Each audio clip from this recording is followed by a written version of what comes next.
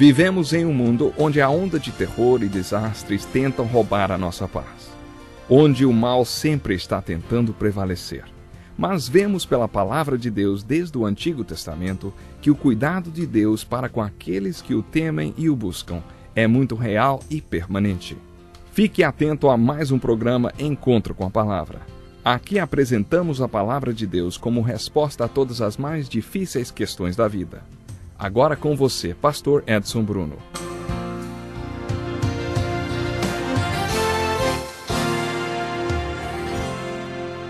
Seja bem-vindo a mais um Encontro com a Palavra e bem-vindo a mais um estudo do Evangelho de João, versículo por versículo.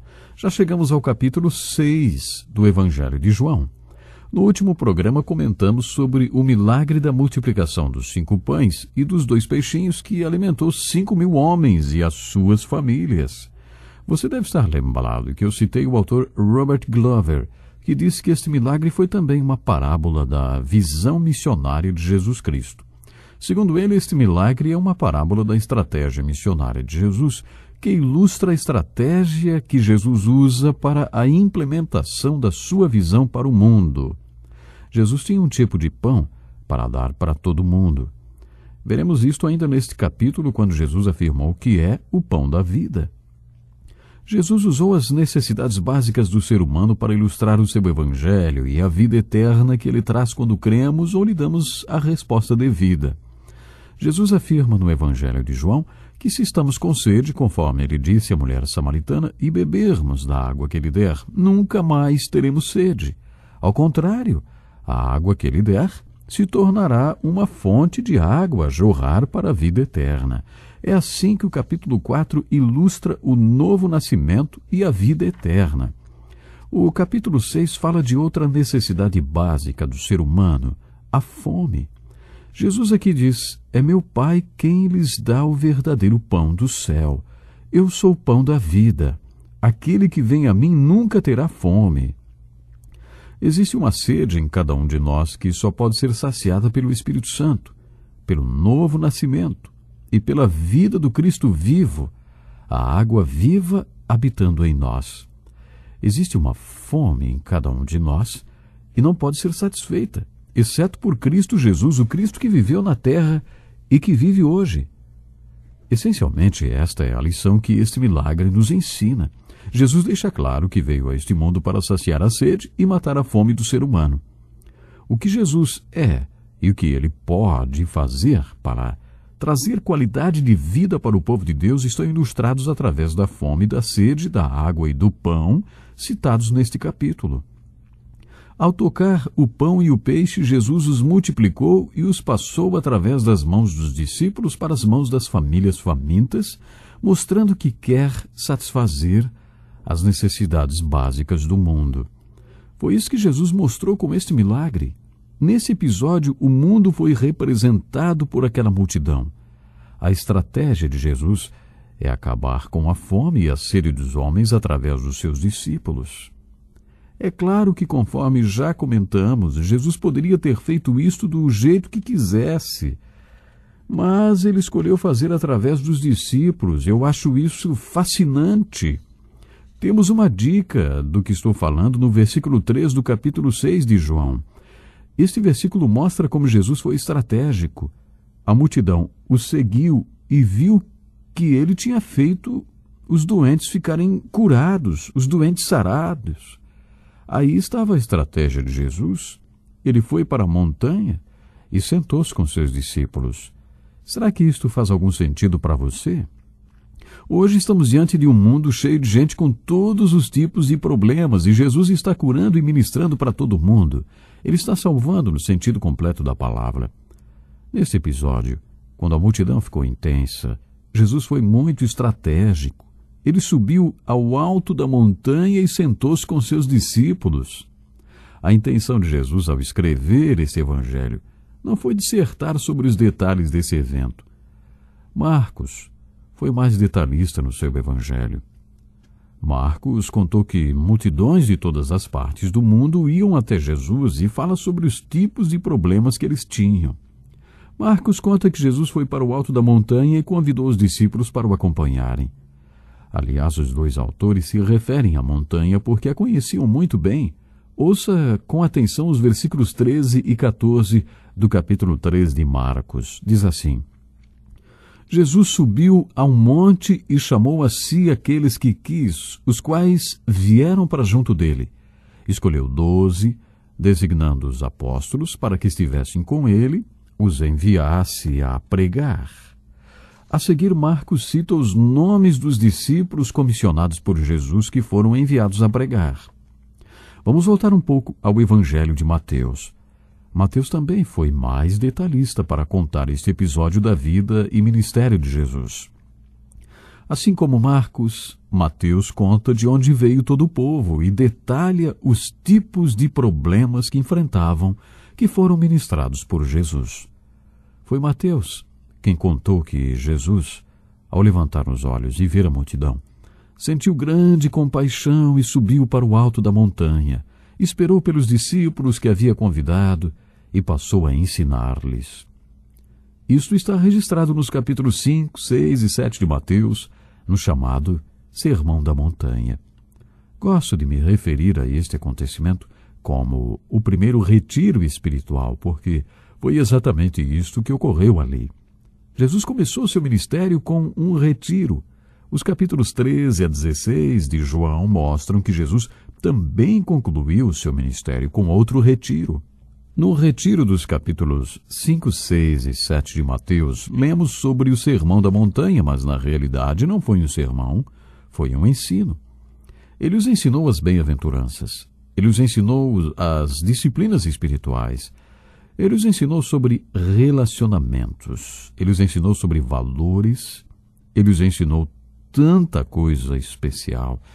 Mas aí, a partir do versículo 13 do capítulo 7, Jesus faz um convite muito importante. O seu propósito naquela montanha foi recrutar seus apóstolos.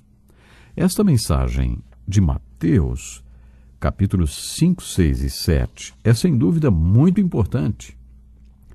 Para muitos, esse trecho das Escrituras traz a essência do ensino de Jesus. E o cenário deste acontecimento é fácil de ser visualizado. Uma multidão de gente com todos os tipos de problemas. Jesus lançou um desafio para algumas pessoas presentes. Você quer ser parte da solução ou continuar a ser parte do problema? Ao convidar algumas pessoas para este retiro, Jesus lançou um desafio. Vocês são parte da solução ou parte do problema? Vocês querem ser a resposta ou apenas mais um ponto de interrogação nesse mundo? Neste ensino de Jesus, ao qual chamamos de Sermão da Montanha, ele mostrou como ser parte da sua solução e da sua resposta para o mundo. A seguir, depois de falar sobre comportamento, relacionamentos, disciplinas e valores que podem nos tornar parte da sua solução e da sua resposta, Jesus lançou um grande desafio. Há dois tipos de pessoas que querem ser solução e resposta de Jesus. Um tipo numeroso e outro menos numeroso. O tipo numeroso acha que existe um jeito fácil de ser parte da resposta, mas nunca se torna parte dela. O tipo menos numeroso sabe que não é fácil ser parte da resposta e da solução para o mundo. Essas pessoas sabem que é difícil e que requer disciplina, mas mesmo assim se tornam partes da solução e da resposta. Minha pergunta é: você faz parte dos muitos ou dos poucos? Esteja entre os poucos. Depois, Jesus falou sobre os falsos e os verdadeiros, sobre aqueles que falam e sobre os que fazem. O convite foi o seguinte: você quer ser como os poucos? Você quer fazer parte do grupo que faz ou do grupo que só fala? Você quer fazer parte daqueles que realmente são resposta e a solução?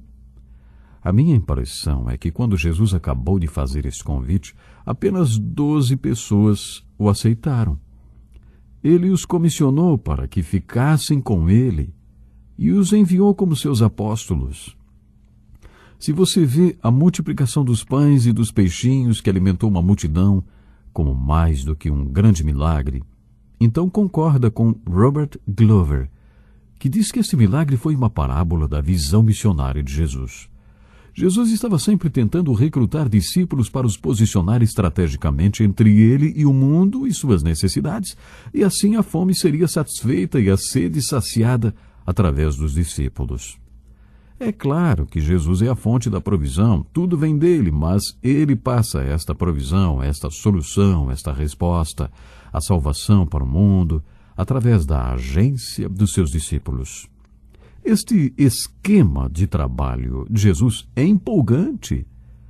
Quando estudamos o capítulo 4, falamos sobre duas experiências: o novo nascimento, quando a mulher samaritana tomou a água e saciou a sua sede, e depois quando ela tornou-se a fonte de água para outras pessoas beberem e terem sua sede saciada.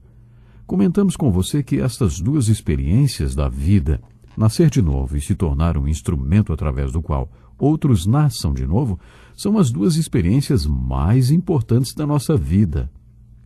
Mais uma vez vemos isto acontecer neste milagre. A fome daqueles 5.000 homens e suas famílias, a fome foi saciada e os discípulos foram o instrumento deste milagre. Finalizando, vamos retomar as perguntas básicas do nosso estudo. Quem é Jesus? Ele é o pão da vida. Ele é o pão que satisfaz a fome do ser humano.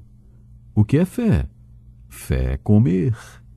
O capítulo 4 ensinou que fé é beber a água que pode saciar nossa sede. Você mostra que acredita que um copo d'água sacia sua sede quando bebe a água. No capítulo 4 de João, fé é beber da água. No capítulo 6, fé é comer. Então, o que é vida? Vida é ter sua fome saciada. Mas é muito mais do que isto. A vida é ilustrada nos discípulos posicionados estrategicamente entre Jesus e a multidão faminta. Vida é saber que você é o instrumento através do qual a provisão de Deus para as necessidades deste mundo é passada. Jesus é esta provisão, e isto é fé e é vida.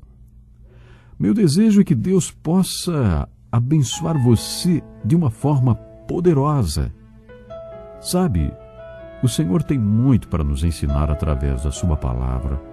E por isso, todos os dias aqui, quando estamos encerrando o programa, eu convido você a não perder o próximo. E é exatamente isso que eu vou fazer.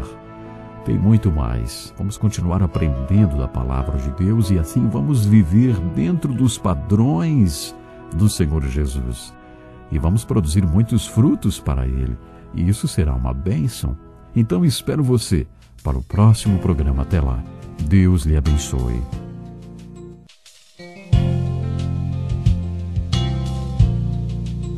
Que lição importantíssima. Obrigado, pastor Edson Bruno. Prezado ouvinte, coloque em prática o que você ouviu aqui. Sem dúvida, sua vida será grandemente abençoada. Este é um estudo escrito pelo Dr. Dick Woodward, na voz do pastor Edson Bruno. Escreva-nos e solicite o material. Nosso endereço é Encontro com a Palavra, Caixa Postal 2011, CEP 89201-970, Joinville, Santa Catarina. Até o nosso próximo encontro com a Palavra.